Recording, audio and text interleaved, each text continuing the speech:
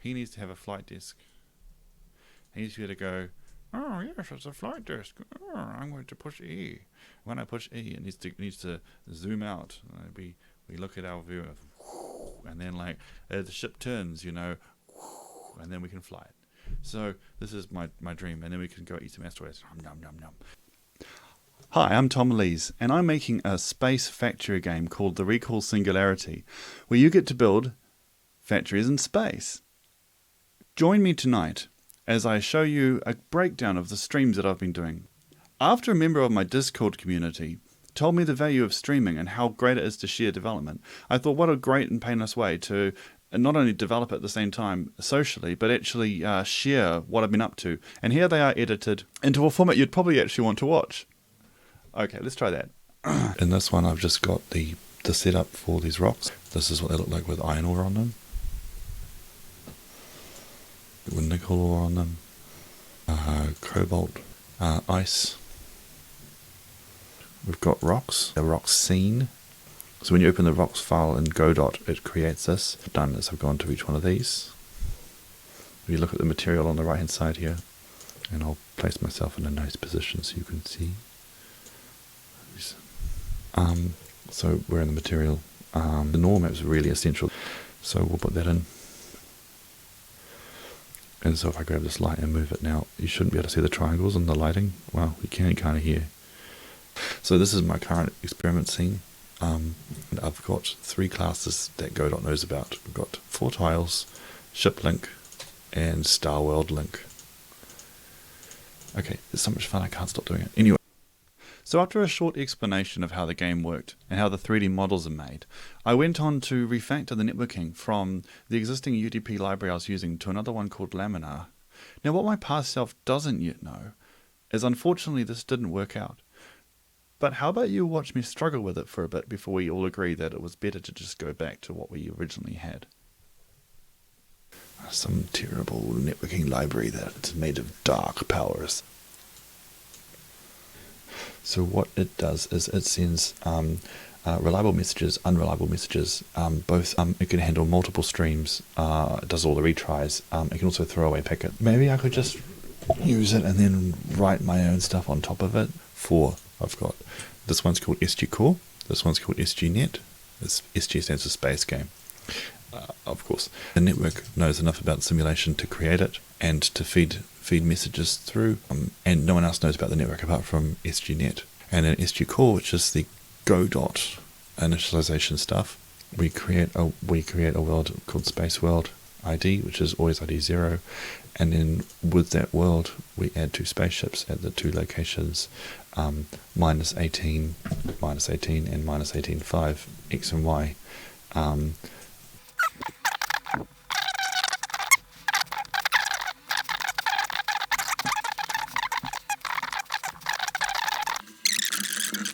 Compiling, I'll queue up, oops, that's the wrong one, I tried to run the server again, that's not going to work. Let's run the client. Oh, it didn't compile. I must have malformed something. Process message. It's a massage. I wouldn't want to process a massage, I more likely want to process a message. Why do I want to process a massage? And we're good to go, and it's saying not too much. Oh, I see, we lost our connection when I selected the box and things timed out. Connection's not working. Oh, these ones, those shapes are mostly like ASCII art versions of the ship layouts, and they come from Production Floor, which is a class that manages the ship layout. There's this function here, render to string. And we call this Production Floor wall character to find one of the walls, and here's all the different kinds of walls you can have. And so that's where basically we're just drawing the grid of the ship from the top left down to the bottom. For each part of the wall, we write out the relevant character. So we've got a case statement on the outside for which kind of wall we've got, and then each kind of wall has its own symbol. We have adjust floor. Adjust floor understands how to add and remove walls, and for testing it, naturally I have unit tests. And the unit tests call assert floor patterns. They do a couple of operations and then they check that the room renders like this, or like this, or like that. So the rendering that you see, this rendering, I did it for unit tests. And assert floor pattern just goes through each of the actions and knows how to call them on the world, and then it gets the string for the world, and it checks that the strings match. So that's how that works. And if it doesn't work, if the floors don't match, I take out this part here where it's adding a module, for instance, and then I run the tests. So you see lots of tests have failed. So for instance, this test, it expected to see the map on the right hand side, which has walls in it, but instead it saw the map on the left hand side, which has no walls in it. Okay, so here I am again with my client. Going to build some more floor. Okay, so building this caused the same problem. So it caused the client to drop out. And actually, if you look at this, you'll see that the server is sending a lot more messages than the client. Like most of the time, the client's completely silent. I don't see any messages from the client to the server for a long time.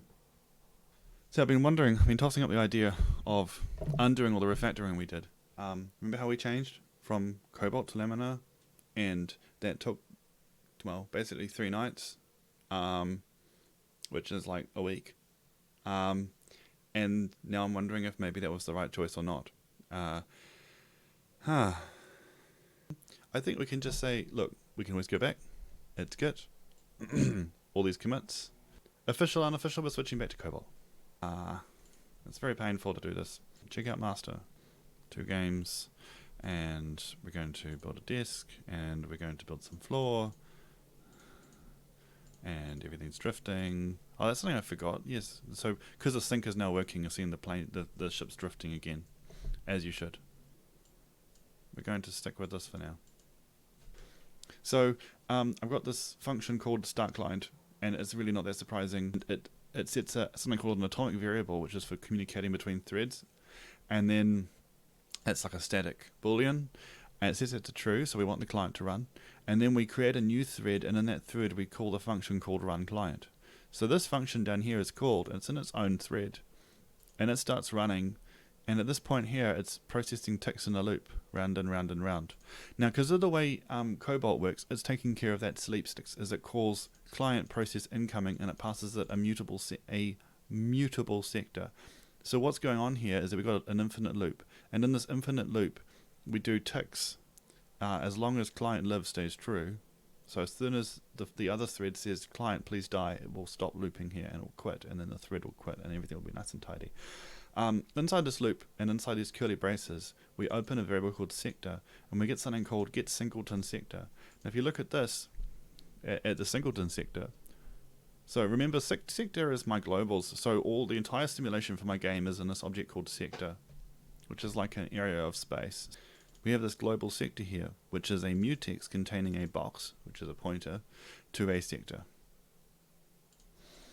Okay, so the singleton has a global sector, and in the client what we do is every tick we lock the entire sector, we take all the incoming packets and process them against the sector, then we tell the sector to update, and then we create a list of all the packets we want to send to the server, because this is a client. But on the client, on the server, we call a similar routine here, send outgoing. It goes through every possible client and takes care of all of their messages at once. We could probably do something more intelligent. Now, do tick actually does multiple ticks. It figures out internally how far we have to go to catch up with the server. But that's a whole other thing. Now, I'm wondering if we want to take this loop here, the idea of this loop here, and somehow move it into the go.thread. So we're going to have a physics process. It's going to happen 60 frames a second. It's going to need to poll the network, update the world. So the new function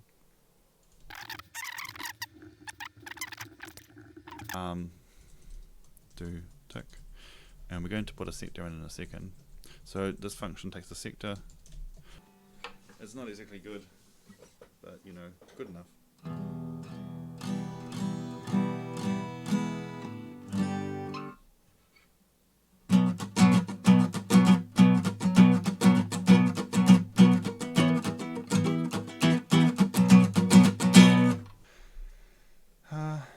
I need to start editing some videos that show this stuff off at some point as well and get more active that way. Okay, so my favorite approach to help me dive into the blue yonder of like changing a bunch of stuff is to make sure that my Git is clean and ready. That's when we get told. So I've got a function here called start client. So that at the moment spawns a thread for the client, but we're not going to do it that way. We're going to do it here in this class. But what we can do now is we can add a fixed timestamp function. So we're going to export a function so that it's called physics process. So here's an example one that was from some example project for a spinning cube. Okay, so when this is called, it's called at 60 frames a second. When we tick, we need a copy of the sector. This is interesting now. This is starting to get interesting. We can move the sector so that it is owned by StarWorldLink. And that is the exact reason why I've gone to all this trouble. I want to move away from a singleton one. I want to move to one that's owned by this. I want the StarWorldLink to contain the sector. But StarWorldLink is not the only class known to Godot that has to interact with the sector. ShipLink also has to interact with the sector. And ShipLink doesn't really, I don't really have a very concrete way of accessing the instance of StarWorldLink from the instance of ShipLink. I don't have a way of asking Godot for a pointer to it, or of I could do it by going to nodes and casting, but I'm not sure if that would actually give me a Rust pointer to it. So I can call functions in it through Godot, but I can't like call them each other through Rust, which means I need some backdoor, which is what the static data is for. Any singleton I do create is only going to be used access from the one thread, which makes mutexes very cheap.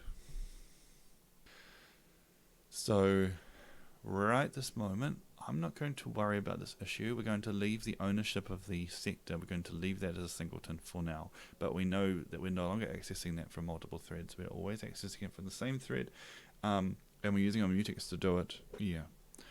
At some point, I will come up with a better idea. And when I do, I'll let you know. Because ShipLink at the moment has process, update, add, export. This build module, you tell the ship you want to build a module.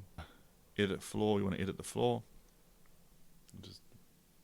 What a pretty picture of my own face over here. It's nice to see that it's still working. Oh, this is not so good. That's not what I hope to see. I think that's important, to not get too caught up on making things perfect, because as long as the right tests are in place, it's easy enough for us to go back and forward in time and wow, that ship is really moving. And it's moving through space because in the Rust physics I had the initialization which moved it, so in case you missed that part, the part where I stopped it moving, that was part of the Git repository. So that's beautiful. By the way, this gap here is actually expected behavior. There's a wall tile I haven't rendered yet which describes has internal floor on both sides, and it's specifically rendered as a different image in this little world here. Because it doesn't exist, we can't render it. Yeah, all machines are sucked into space. Totally. Don't worry. It's just because the hole in the floor is too narrow. So if I delete some floors so that it's now 2 tiles wide, you get these funky corners. That's really glamorous. Again, another problem. 2 walls back to back. That's also a special tile. I'm using a different kind for that. Once you make it big enough, it looks beautiful. So, usually when that happens, I very quickly draw some more deletions. There's just it's a work in progress, okay? Right, I try not to get too overwhelmed by all the different things that need to be done. It's okay. It really is. It's like there's a conversation I was having earlier where we're talking about how games have holes in them until they don't, and then suddenly everything falls into place and it's fun to play. And I mean, I'm already having fun just building, just being able to put a scoop in and then build some conveyors. It's actually pretty fun just to do this, right? And have a refinery and have some more conveyors and see all the ingots come out. I think that's pretty cool myself. And then we can hover over it and you can see, that it's a refinery. It doesn't tell us what its contents are yet. This physics moving has to update the cursor's position. It's not doing that yet. You see, there's little things I need to worry about. I'm trying to worry about one thing at a time. Anyway, I'm getting distracted again. Thank you. That's a very good point. These are all minor things. The most important is gameplay. And the most important thing to gameplay is allowing this little guy, who I can move using my cursor keys, I need to synchronize him to the network. When I've done that, he needs to have a flight disk. He needs to be able to go, oh yes, it's a flight disk. Oh, I'm going to push E. When I push E, it needs to zoom out. We look at our view of, and then like the ship turns, you know, and then we can fly it. So this is my dream, and then we can go eat some asteroids. Nom, nom, nom. And I mean, you know, whatever the hell's going on over here needs to be fixed. But I mean, this is gonna be so cool. This game's gonna be so cool. So that's no longer in a thread. So if you've missed this, we're now updating the network from a physics thread, as opposed to updating it from some sort of client thread, which means the sector is always belonging to the Go dot, is always in the Go dot world. Where Construct is asking if I paper tested this game. I have decided that my game is too much like Clockwork, and my concerns are not about I'm not concerned I can make the game fun. So we constructed a conversation with me on Discord recently where he said he was concerned about making a fun game, and I said if you're worried about making a fun game that has all the right rules and that works, make it work on paper. My concerns are not that I can make a fun game. I am not concerned about that right now. I am highly convinced that I can make a factory game in space. It's fun. I don't know exactly how yet. The things that are bothering me are technical problems. I need to make a multiplayer game. I need to be able to make a Clockwork lockstep world and also an action game at the same time, and actually make it work. I love coding. To be honest, I'm doing this for the fun of it. Like, I'm having a good time right now, trawling through all these bugs. So, you've just watched me struggle with a port to Cobalt, which didn't quite work out, but at least in the end I managed to move all my network code into the Go dot thread. So what's cool about managing it from the Go dot thread? Now it's pretty trivial to say, okay, we've got a copy of the sector, the network is not touching it, and the very next thing I did over the course of subsequent streams was to add an action that took the player's input. That if you want to watch that, you probably need to catch up with the next YouTube video.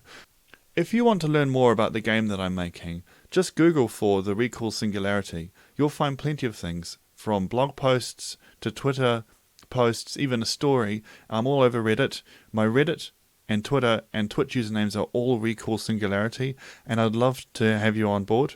Our Discord server is full of people developing games, and so if that's what you're interested in, please join up and we can inspire you to do it yourself. It was nice. I hope you enjoyed watching, and catch you on the next video. So now I'm going to make sure I click the stop recording